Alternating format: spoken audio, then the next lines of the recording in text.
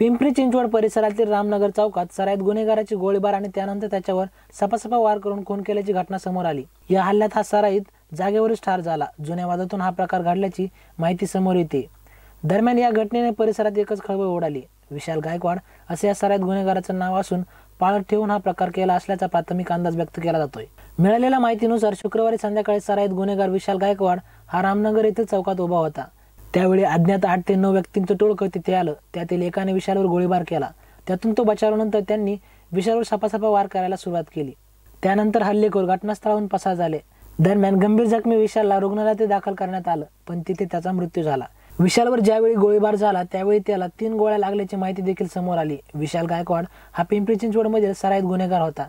त्याच्यावर खून, मारामारी, लुटमार, दरोडा यांसारखे गुन्हे दाखल होते। तसेच त्याच्यावर मोक्याअंतर्गत कारवाई करण्यात आली होती। तो गुन्हेगार असल्याने अनेकांच्या रडारावर तो असल्याची प्राथमिक माहिती समोर आली।